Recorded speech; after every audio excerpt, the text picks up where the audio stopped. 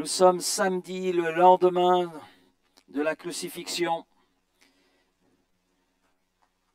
Il est très peu question dans la Bible d'ailleurs de ce jour. Et nous allons voir justement ce que revêt ce silence, le silence entre la croix et la résurrection, le silence de Dieu. Et je voudrais que l'on introduise ce temps en faisant quelques lectures. On va dans Luc chapitre 23. Luc chapitre 23, à partir du verset 50.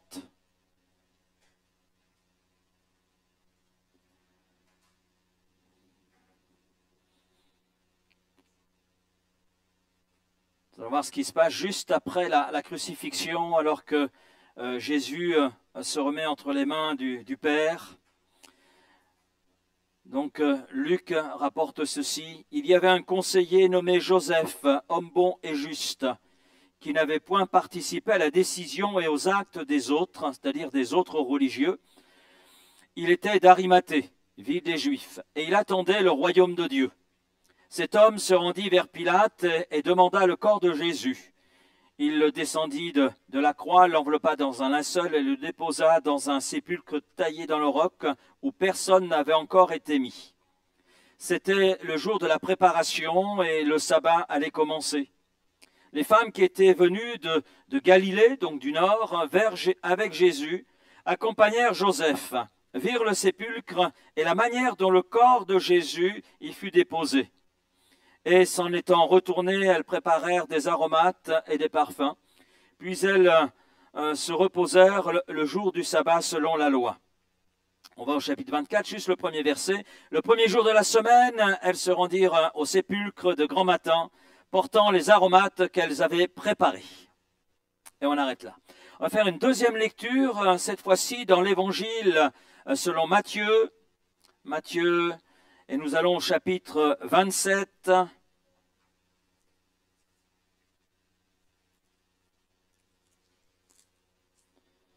Matthieu chapitre 27, les versets 62 à 66.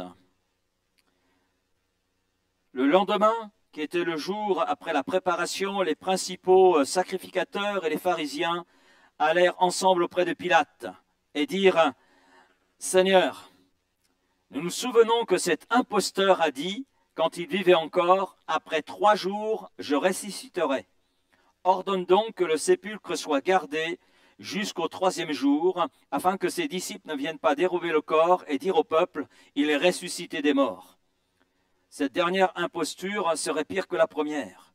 Pilate leur dit, « Vous avez une garde, allez, gardez-le, comme vous l'entendez. » Et ils s'en allèrent et s'assurèrent du sépulcre au moyen de la garde, après avoir scellé la pierre.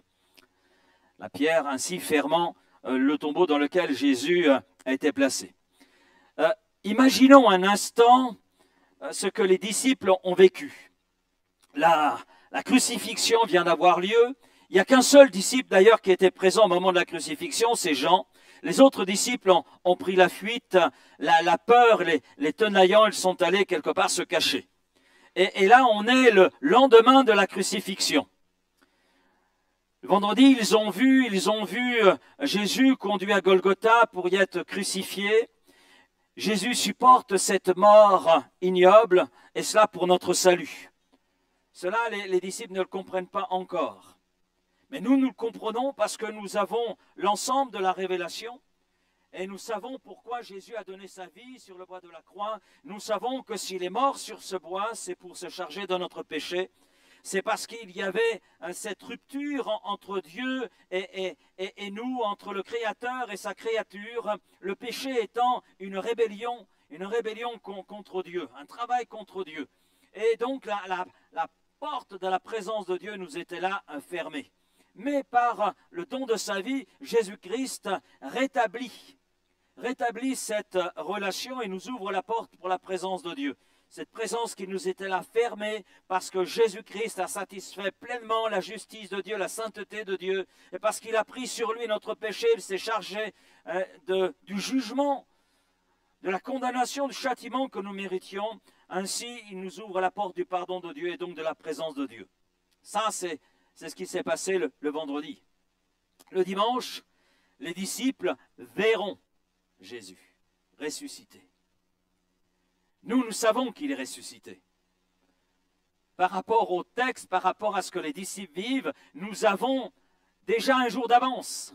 Nous savons ce qui s'est produit le dimanche. Mais eux, ils sont là, entre le vendredi et le dimanche, ils sont là ce samedi et là, rien. Rien. Pas un miracle, pas une parole, juste le silence. Ce samedi n'est presque pas mentionné dans les évangiles et pourtant il est plein de sens, comme nous allons le voir ce soir. Nous aussi, parfois, dans notre vie, nous vivons des samedis spirituels, samedis moraux, samedis physiques. Entre la douleur d'hier, le miracle de demain, il y a le vide d'aujourd'hui. Il y a ce samedi qu'il faut vivre, quelquefois difficile à vivre, difficile à comprendre, parfois difficile à supporter. Mais ce vide, ce silence, eh bien, a un sens. Le silence du samedi est un silence lourd de sens. On revient en arrière. C'est un silence céleste, premièrement. Rien de Dieu. Dieu ne dit rien. En Matthieu 27, versets 62-66 que nous avons lu, c'est le deuxième texte que nous avons lu, les chefs religieux assurent la garde du tombeau. Ils prennent toutes les précautions qui sont là nécessaires parce qu'ils ont peur que les disciples viennent voler le corps de Jésus. Donc ils prennent soin de sceller la pierre qui marque donc la porte du tombeau et puis ils mettent une garde, ils payent une garde pour cela. Une garde pour garder le tombeau, garder l'entrée, garder afin que les disciples ne viennent pas voler le corps. C'est ce qu'ils pensent. Et pendant ce temps, qu'est-ce qui se passe? Rien. Rien. Dieu ne dit rien. Aucun ange, aucun miracle. Mais ce silence n'est pas vide. Comme un chef d'orchestre, Dieu fait une pause entre deux mouvements. Pause entre deux mouvements. Entre ce mouvement de la croix et cet autre mouvement qui est le mouvement de la résurrection. Ce silence entre ces deux mouvements, bien sûr, crée une tension. Il y a une attente qui est là. On sent très bien que dans ce silence, quelque chose est en train de se préparer, que l'on ne voit pas, mais quelque chose qui est en train de se préparer. Dieu ne parle pas, c'est vrai, mais il agit déjà. Le Dieu de la Bible est un Dieu d'action, un Dieu de mouvement. Lorsque Dieu, même dans le silence, alors qu'on ne le voit pas, alors qu'on n'entend rien, ça ne veut pas dire que Dieu n'est pas en action. Il y a ce que nous voyons avec nos yeux humains, mais il y a une dimension que l'on n'appréhende pas avec nos yeux humains, qui est une dimension spirituelle et céleste. Le silence céleste. Après le silence céleste, il y a le silence humain.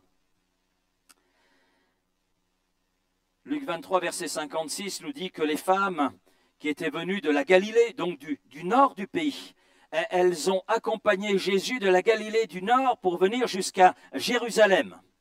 Et ces femmes qui ont accompagné Jésus, eh bien maintenant accompagnent Joseph d'Arimathée pour voir le sépulcre et voir la manière dont le corps de Jésus va être là déposé sur cette pierre dans le tombeau. Ensuite, que font-elles? Eh bien, elles préparent des aromates, elles préparent des parfums en vue d'embaumer Jésus, mais elles ne peuvent le faire qu'après Pâques, après le sabbat, après les festivités. Et puis le texte apporte cette précision, elles se reposèrent le jour du sabbat selon la loi. Puis elles se reposèrent le jour du sabbat selon la loi. Mais derrière cette simple phrase se cache un chagrin et une douleur immense. Elles sont perdues, elles sont déçues. Elles ont suivi Jésus de la Galilée, du nord du pays, pour arriver à Jérusalem où elles avaient des attentes. Elles s'imaginaient que Jésus allait monter sur le trône de Jérusalem. Parce que c'est ce que pensaient les Juifs. C'est ce que pensaient aussi les disciples. D'ailleurs, il y en a deux d'entre eux qui disent, mais on voudrait bien être à tes côtés sur le trône. L'un à droite, l'autre à gauche. Donc il s'était imaginé un Messie venant les libérer de l'emprise romaine, venant les libérer sur le plan humain, sur le plan militaire. Et ces femmes étaient aussi dans cette attente, elles s'imaginaient que ce Jésus qu'elles ont suivi, et puis sur le parcours, elles ont vu des prodiges, elles ont vu des miracles, elles ont entendu l'enseignement de Jésus, alors elles se disent, oui, c'est lui qui va prendre le trône de David. Mais ce n'est pas sur le trône qu'elles voient Jésus monter. Elles ont assisté impuissantes à la crucifixion, non seulement impuissantes, mais dans l'incompréhension. Qu'est-ce qui se passe? Qu'est-ce que ça veut dire? On n'est pas venu pour cela. Elles ont vu celui dans lequel elles ont placé leur confiance mourir dans une souffrance insoutenable. Elles ne comprennent pas le sens de tout ce qui est arrivé le vendredi et elles sont là avec leur questionnement le samedi et leur douleur. Et puis les disciples, pendant ce temps, eh bien, sont enfermés dans la peur. Plus qu'une pièce, ils sont enfermés dans la peur. Ils sont dans l'incompréhension, espoir déçu. Leur maître est mort. Ils sont devant un avenir incertain et ils ont peur de cet avenir. Peut-être que toi aussi tu vis un samedi à l'image de ces femmes, à l'image de ces disciples. Un samedi de silence. Tu t'es retiré, tu as perdu espoir, tu te dis c'est fini. Tu as prié pour une telle situation, tu as prié pour telle personne et rien. Il y a un silence divin et il y a un silence humain. Tu imaginais que quelque chose allait arriver et rien, c'est le silence. Et en général, quand il y a le silence, c'est insupportable, c'est décourageant. Mais laisse-moi te dire que ce n'est pas fini. Amen. Parce que Dieu n'a pas dit son dernier mot. Le silence n'est pas l'absence. Une graine en terre ne fait pas de bruit. Vous ne l'entendez pas? Elle est là en terre, elle meurt. Et pourtant, silencieusement, elle porte en elle-même la vie. Et elle pousse. Et le silence n'est pas l'inaction, c'est parfois la préparation de quelque chose de grand, c'est la préparation d'un miracle. Et vous avez le texte sous les yeux de Jean 12, verset 24. En vérité, je vous le dis, si le grain de blé qui est tombé en terre ne meurt, il reste seul, mais s'il meurt, il porte beaucoup de fruits. Porte beaucoup de fruits. Ce qui est caché n'est pas mort. Ce qui est silencieux n'est pas inactif. Dieu est en action. Comme cette graine qui était placée en terre qui meurt, mais qui va produire la vie parce qu'en elle-même elle a la vie. Bien, Dieu est en action, même si dans cette action, on ne voit rien, du moins encore rien.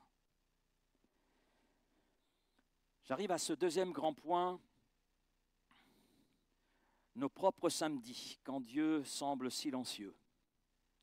On appelle ça le samedi de l'attente. Tu as prié, tu as cru, tu as semé, et puis rien ne vient, rien. Ce samedi de l'attente peut nous faire penser aux Hébreux qui ont été réduits en esclavage donc par le pharaon d'Égypte, et ils crièrent à Dieu. Ils ont crié pendant 1 an, 2 ans, 3 ans, 4 ans, 5 ans, 6 ans, 7 ans, 10 ans, 20 ans. Et ils ne voyaient rien venir. Ils avaient l'impression que Dieu était sourd à leurs prières. Les Hébreux ne voyaient pas une dimension, que Dieu était là déjà en action, que Dieu ait préparé un libérateur. Mais pour préparer cet homme, ça a pris du temps. Parce que dans un premier temps, cet homme, Moïse, pensait être quelqu'un, mais il fallait déjà qu'il meure à lui-même, comme cette graine que l'on met en terre. Et il a fallu 40 ans pour le conduire à réaliser qu'il n'était rien et qu'il devait mourir à lui-même et qu'à partir de là, Dieu pouvait l'utiliser. Mais pendant ce temps, le peuple criait « Oh Dieu, délivre-nous de cet esclavage, de cette vie difficile. Où es-tu » L'attente des Hébreux, c'est vrai, fut longue. Mais Dieu a libéré ce peuple de l'esclavage et a fait de lui un peuple libre. Même si l'attente fut longue. Abraham lui a vu la promesse de Dieu, un fils. Il a attendu 25 ans la réalisation de la promesse d'un fils. Mais la promesse, elle s'est accomplie. il a eu un fils, Isaac. Joseph a attendu un peu plus de 13 ans entre la promesse et le palais. Et ce ne fut pas une attente facile pour Joseph. Il a connu la fosse, il a connu le marché des esclaves, il a connu la prison, il a connu l'oubli, malgré tout ce qu'il avait reçu de la part de Dieu. Mais ce qu'il a reçu de la part de Dieu s'est accompli. Il est devenu le premier ministre de Pharaon, premier ministre en Égypte. C'est lui qui s'est chargé de toute l'intendance du pays. Une sœur a prié 20 ans pour le salut de son mari, et son mari s'est tourné vers Dieu une semaine avant sa mort. George Muller, le père des orphelinats de Bristol en Angleterre, s'est mis à prier pour 5 de ses amis. Après plusieurs mois, exactement 18 mois, l'un de ses amis donna sa vie à Christ. 10 ans plus tard, c'est 2 autres qui donnèrent leur vie à Christ, qui réalisèrent leur état de péché et acceptèrent Jésus-Christ comme leur Seigneur et Sauveur personnel. Il a fallu 25 ans pour que le 4e accepte Jésus-Christ comme son Sauveur. Et George Muller persévérait dans la prière pour son 5e ami. Ce n'est qu'après 52 ans que le 5e s'est converti. Mais en fait, George Muller ne l'a pas vu, parce qu'il s'est converti le jour des obsèques de George Muller. Mais George Muller a persévéré dans la prière. Et le dernier, c'est néanmoins, même s'il ne l'a pas vu, la prière de George Muller est entendue. Et Dieu a répondu. Dans chacune de ces situations, nous voyons Dieu travailler même en silence. Dans nos samedis à nous, Dieu travaille. On ne le voit pas, on ne le sait pas, mais il viendra toujours un moment où nous le verrons. C'est le samedi de l'attente, c'est le samedi de la douleur. Jérusalem est dans le silence, c'est le sabbat. Personne ne travaille ce jour-là. Mais c'est un samedi particulier parce qu'il y a le souvenir de ce qui s'est produit le vendredi à Golgotha. Et tous les événements du vendredi sont là tout frais dans la mémoire des gens de Jérusalem, dans la mémoire de ces femmes qui ont accompagné Joseph d'Arimathée et dans la mémoire aussi des disciples. Les gens ont assisté, pour reprendre l'expression de Matthieu, à un spectacle, la mort de Jésus, la mort d'un innocent qui meurt pour le péché de l'humanité, qui porte sur lui ce poids du péché de l'humanité et qui supporte le châtiment à notre place. Et les disciples sont là, avec dans le cœur la douleur de l'abandon, la douleur de la mort de Jésus. Ils sont dans l'incompréhension, ils sont dans la douleur d'avoir perdu celui en qui ils ont cru, parce qu'ils ont cru en lui. Pierre, en tête, dira, mais à qui d'autre cririons-nous? C'est toi qui as les paroles de la vie éternelle. Et Jésus lui dit, tu fais bien de dire cela, c'est vrai. Mais il a oublié tout ce qu'il a dit. Il est là dans la peur, il est là dans l'incompréhension comme tous les autres. Et peut-être comme les disciples de Jésus, tu es peut-être entre ce que tu as perdu et ce que tu ne vois pas encore. Le samedi, comme cela est écrit, on revient derrière, le samedi, c'est ce moment où tu n'as plus de force, les forces du vendredi, mais pas encore la joie du dimanche. C'est la douleur. Et ce samedi, ce sont des moments où nous ne voyons ni solution ni miracle. Nous sommes dans le « rien ne se passe ». C'est terrible, hein? Peut-être que quelqu'un vit cela. Peut-être que quelqu'un ce soir est concerné par cela et se dit « mais c'est ma vie là, c'est ce que je ressens, c'est mon cœur ». Puis il y a le samedi du doute. Samedi du doute. Jean-Baptiste, le prophète de l'Éternel, le messager qui a préparé le chemin de Jésus. Jean-Baptiste se trouve en prison. Et dans sa prison, il y a cette demande. Et il envoie des messagers vers Jésus avec cette question, es-tu vraiment le Messie? Ou devons-nous en entendre un autre? Parce que Jean est dans le silence de sa prison, il s'interroge sur Jésus. Alors il envoie des messagers vers Jésus pour s'informer, parce qu'il est là dans le doute. Le silence dans lequel il se trouve le conduit justement à douter. Mais c'est étonnant, Jean-Baptiste, le prophète de l'Éternel, le messager de Dieu, qui doute. Celui qui a pu dire en Jean chapitre 1er, verset 29, « Voici l'agneau de Dieu qui ôte le péché du monde ». C'est lui qui a dit cela lorsqu'il a vu Jésus. Et il le dit devant une foule qui était là. Mais ce Jean-Baptiste-là, qui a fait une si belle confession, une si belle proclamation, est là maintenant dans le doute. Il est dans ce samedi du doute. Si Jean a douté, toi aussi tu peux douter. Mais ne t'arrête pas là. Ne t'arrête pas là. Parce que Jean ne s'est pas arrêté là. Il n'a pas voulu s'arrêter là. Et on peut lire le récit, Luc 7, verset 20, arrivé auprès de Jésus. Les messagers de Jean dirent, Jean-Baptiste nous a envoyés vers toi pour dire, es-tu celui qui doit venir ou devons-nous en attendre un autre? À l'heure même, Jésus guérit plusieurs personnes de maladies, d'infirmités, d'esprits malins. Et il rendit la vue à plusieurs aveugles. Et il leur répondit, allez rapporter à Jean ce que vous avez vu et entendu. Les aveugles voient, les boiteux marchent, les lépreux sont purifiés, les sourds entendent, les morts ressuscitent. La bonne nouvelle est annoncée aux pauvres. Que fait Jésus? Jésus, là, en cet instant, est en train de rappeler des paroles que Jean connaît par cœur. Ésaïe 61, les versets 1er et suivants. Une prophétie qui concerne le Messie promis. Et c'est suffisant pour Jean-Baptiste pour sortir du doute dans lequel il se trouvait. Ce n'est pas un péché de douter. Ce n'est pas un péché. Le doute n'est pas le contraire de la foi. La foi, c'est présenté comme tel, mais c'est une erreur. Mais le vrai défi, c'est de ne pas abandonner. On peut douter, j'en ai douté. Et je serai le dernier à dire, Jean, doutant, pêche contre Dieu? Non. Non. Le contraire de la foi, c'est l'incrédulité. Ce n'est pas la même chose. Henry Drummond, un Écossais qui a vécu dans les années 1800, dira ceci, « Le Christ n'a jamais manqué de faire la distinction entre le doute et la foi. Le doute signifie ne pas pouvoir croire. L'incrédulité signifie ne pas vouloir croire. Le doute signifie l'honnêteté.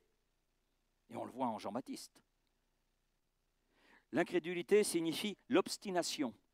On peut penser aux gens de Nazareth pour ceux qui connaissent les évangiles. Le doute signifie la recherche de la lumière, c'est ce que fait Jean-Baptiste. L'incrédulité signifie se contenter de l'obscurité. Donc peut-être que tu es là dans le doute par rapport à ta vie, dans le doute par rapport à Dieu, voire même par rapport au salut. Suis-je vraiment sauvé? Tu as un droit de douter, mais n'abandonne pas. Comment vivre les silences de Dieu? C'est notre troisième grand point. La première réponse que je donnerai à cette question, c'est s'attacher à ce que l'on sait sur Dieu ou à ce que l'on sait de Dieu. Job, dans chapitre 23, versets 8 à 10, je résume ces versets, vous pourrez les lire chez vous. « Je ne le vois pas, mais il connaît ma voix. » Je ne le vois pas, mais il connaît ma voix. S'il y en a un qui sait de quoi il parle, c'est bien Job. Lui, il s'est trouvé vraiment dans des silences. Silence du doute, silence de la douleur, d'une longue attente. Il perd tout sans rien comprendre. Il perd tout sans rien pouvoir faire quoi que ce soit. Il ne peut rien faire, il ne contrôle plus rien. Tout lui échappe. Tout. Il perd ses enfants dans une catastrophe, ses biens, sa santé. Tout s'évapore en un rien de temps. Ce qui montre d'ailleurs la fragilité de la vie. Et je crois que c'est quand l'homme se croit arrivé justement qu'il y en a un qui lui montre que c'est faux, que c'est une erreur. Mais Job dira ceci, c'est le rapport qui est fait sur Job. En tout cela, Job ne pécha point et n'attribua rien d'injuste à Dieu. Quand je ne comprends pas la main de Dieu, je me confie en son cœur. Et c'est l'attitude de Job. Il n'a pas compris la main de Dieu. Pourquoi tout ça? Qu'est-ce qui m'arrive? Qu'est-ce qui m'arrive? Je ne comprends pas. Mais il connaît ma voix, il a confiance dans le cœur de Dieu. Il avait appris sur Dieu avant de connaître, il avait appris des choses sur Dieu. Il a appris d'ailleurs à connaître Dieu, ce qui lui a permis de rester attaché au cœur de Dieu. Celui qui garde la parole de Dieu Amen, la Bible, dans son cœur et gardé dans ces temps de silence, et gardé dans ces temps de difficulté. Dans les temps de silence voulus par Dieu, mais il est gardé, il est gardé. Quelqu'un dit, note dans la lumière ce que Dieu t'a dit pour t'en souvenir dans l'obscurité du silence. Et c'est bien vrai. Deuxième point, c'est persévérer dans la foi. Si j'ai lu le premier verset du chapitre 24, c'est que les femmes ont accompagné Jésus, ok. Elles voient Jésus mourir, elles accompagnent Joseph d'Arimathée jusqu'au tombeau, elles voient comment Jésus est déposé dans le tombeau, elles préparent les aromates, mais elles ont toujours dans l'idée de revenir pour embaumer Jésus. Donc, dans le chapitre 24, après le sabbat, après la fête, elles vont, comme elles ont prévu, au tombeau. Mais elles ne s'attendaient pas à la résurrection. Elles allaient juste honorer un corps. Elles avaient, avant la Pâque, préparé tout le nécessaire pour embaumer le corps de Jésus. Mais en route, elles ont rencontré le miracle. Amen. Le tombeau est vide. Christ n'est plus là. Et là, j'en retire une application. Ces femmes ont continué d'avancer malgré les évidences, malgré tout le silence. Continue de marcher, même quand tu ne comprends pas. Continue de marcher. Continue d'avancer dans la foi, même si tu ne comprends pas ce qui se passe, ce qui t'arrive. Même si tu ne comprends pas les événements qui surgissent. La vie avec Dieu, ce n'est pas tout comprendre, ce n'est pas tout savoir, ce n'est pas tout contrôler. Non, ce n'est pas ça. La vie avec Dieu, c'est lui laisser tout le contrôle. C'est lui laisser tout le contrôle. C'est accepter de ne pas tout comprendre, mais de marcher dans l'obéissance et la foi en lui et en sa parole écrite. C'est ce qu'il nous demande. À aucun moment, Dieu nous demande de tout comprendre. Si vous trouvez le texte, dites-moi-le. Dieu ne nous demande pas de tout contrôler. Il n'y a pas un verset, à ma connaissance, qui demande que l'homme contrôle tout. Bien au contraire, il s'agit de tout remettre à Dieu. Remets ton sort à l'Éternel et il agira.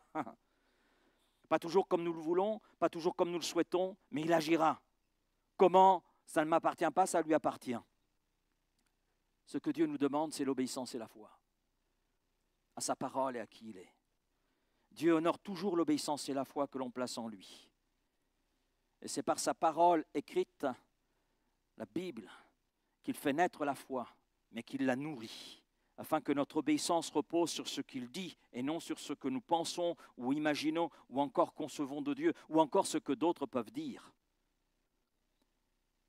Non, la foi repose sur ce que Dieu dit et sur ce que Dieu est.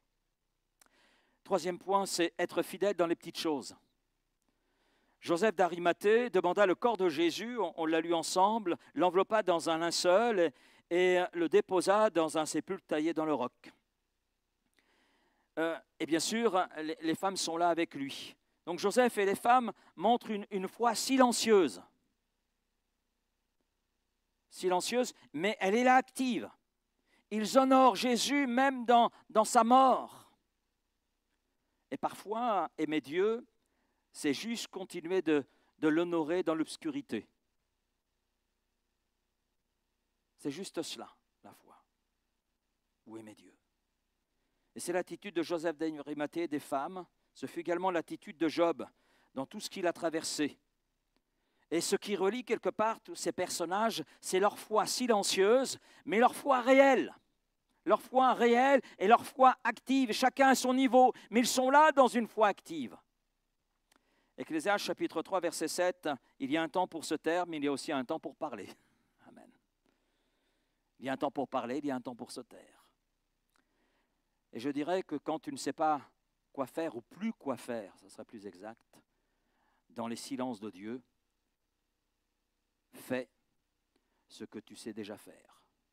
Prie, aime, pardonne, sers. Et je crois que c'est l'une des leçons que nous donne Joseph d'Arimathée ainsi que les femmes qui sont avec lui. Autre point, autre réponse à cette question. Comment vivre, comment supporter, comment traverser ces moments de silence. Ne pas interpréter le silence comme une punition. Un jour, un jeune chrétien a dit ceci, « Dieu ne me parle plus, il doit être fâché avec moi. » Non, parfois le silence est simplement un espace où Dieu nous apprend à lui faire confiance. Sans explication. Parce qu'en réalité, Dieu ne nous doit rien. Il n'a pas d'explication à nous donner. Il n'a pas d'explication. Et vous avez le texte des Lamentations, chapitre 3, verset 26. « Il est bon d'attendre en silence le secours de l'Éternel. » Il est bon d'attendre en silence le secours de l'Éternel. Pourquoi? Parce qu'il vient toujours le secours. Toujours au temps opportun. Quatrième grand point. Le dimanche vient. Le dimanche vient. Et vous savez, Dieu n'est jamais en retard. Nous pouvons être en retard. Mais Dieu n'est jamais en retard. Dieu a toujours été à l'heure et nous le voyons dans l'Écriture. Et la résurrection, elle était déjà en route. Même quand les disciples dorment, Dieu agit. Même quand tu ne vois rien, Dieu prépare le dimanche. Amen. Tu es peut-être aujourd'hui dans un samedi de douleur, dans un samedi de souffrance, d'une attente insupportable. Tu ne vois rien. C'est le samedi de l'obscurité. Mais Dieu prépare le dimanche. Amen. Ésaïe 55, verset 8, « Car mes pensées ne sont pas vos pensées, et vos voix ne sont pas mes voix, dit l'Éternel. Parce qu'autant les cieux sont élevés au-dessus de la terre, autant mes voix sont élevées au-dessus de vos voix, et mes pensées au-dessus de vos pensées. » La résurrection était en route. Joseph d'Arimathée ne le voyait pas, les femmes ne le voyaient pas, les disciples ne le voyaient pas, personne ne le voyait. Personne ne le voyait. Il n'y avait que le religieux qui craignait, car comme nous l'avons lu, cet imposteur a dit qu'il ressusciterait.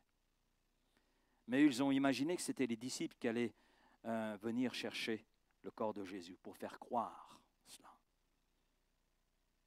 Quelle incrédulité. Les disciples de Jésus, venir retirer le corps de Jésus dans le tombeau, ils avaient trop peur pour cela. Beaucoup trop peur. Mais, malgré la pierre scellée, malgré les gardes, la résurrection était déjà en route. La victoire est assurée. Amen. Jean 16, verset 20. « Votre tristesse se changera en joie. » Amen. Regardez votre voisin et dites-lui, ta tristesse va se changer en joie. Si tu es dans le samedi de l'attente, de la douleur, sache qu'il y a un dimanche de joie. Amen. Amen. Le silence d'aujourd'hui ne doit pas nous faire oublier cette victoire assurée de demain. Amen. Même si nous ne la voyons pas, même si les choses nous semblent très loin, mais la victoire est là. Et puis le silence a un but. Jacques, chapitre 1er, verset 4, « Que la patience accomplisse son œuvre parfaite. » Parfaite. C'est-à-dire selon Dieu, selon le désir de Dieu, selon la volonté de Dieu. Oui, sous vos yeux, vous avez que la patience accomplisse son œuvre parfaite, mais on peut aussi placer le silence, que le silence accomplisse son œuvre parfaite. Un musicien a dit ceci, je ne suis pas un spécialiste en musique, donc je me fie à ce qu'il a dit. Donc s'il y a des musiciens dans la salle, je sais qu'il y en a, donc le silence dans une partition est aussi important que les notes. J'ai bien aimé. Hein? Parce que sans le silence, il n'y a pas de rythme. Il n'y a pas de beauté, il n'y a pas de force. Le silence, c'est ce petit plus qui, dans une partition, donne un rythme, une beauté, une force. Et ce silence que tu vis peut-être est en train tout simplement de modeler ton cœur, afin que ton cœur soit selon Dieu, afin que l'œuvre de Dieu s'accomplisse parfaitement en toi. J'arrive à la conclusion. Aujourd'hui, si tu es dans un samedi de silence, ne t'arrête pas. Amen. Ne t'arrête pas. Ce n'est qu'un chapitre, mais ce n'est pas la fin de l'histoire. Alléluia. Après les chapitres que nous avons lus, il y en a d'autres que nous allons voir demain, parce que l'histoire continue. Oui, vendredi, c'est la souffrance, c'est vrai, Samedi, c'est le silence. C'est peut-être vrai dans ta vie, mais dimanche, c'est la résurrection. Alors ne t'arrête pas au samedi, n'abandonne pas au samedi, mais tiens bon parce que le dimanche vient. Amen. Le dimanche est là. Dieu n'est pas absent dans ton silence, dans ton samedi de douleur, de souffrance, d'obscurité, d'espoir déçu, d'attente. Et ça dure, et ça dure, et ça dure. Non, tu doutes peut-être. C'est possible, tu es fatigué. Tu attends un miracle, tu attends une délivrance, tu attends une réponse. Dieu n'est pas absent. Il est présent et en silence, il agit.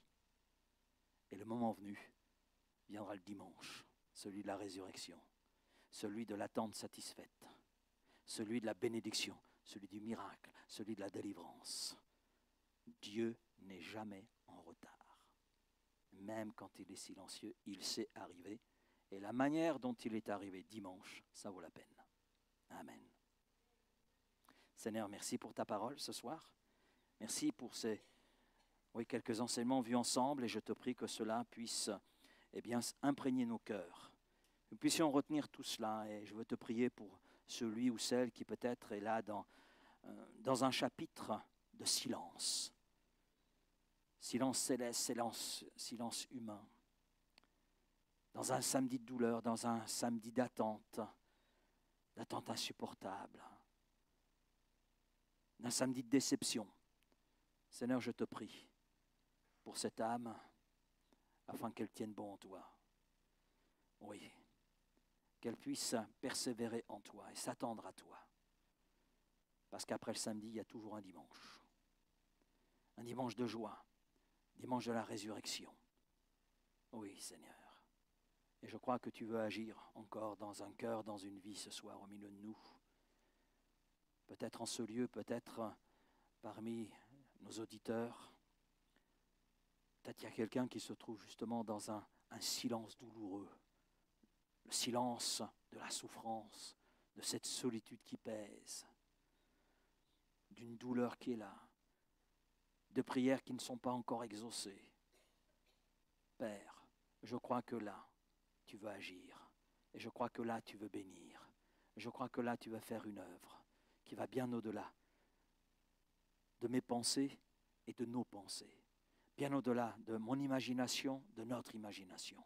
Parce que tu es Dieu. Et parce que tu es le Dieu qui, dans nos silences, dans ce que nous jugeons être des silences insupportables, est déjà en action. Alors Seigneur, merci de te révéler encore, de soutenir ceux qui vivent dans ce silence, mais plus encore de les bénir en cet instant. Merci Père pour tout ce que tu veux faire, et cela dans le nom précieux de Jésus. Amen, amen, amen. Amen.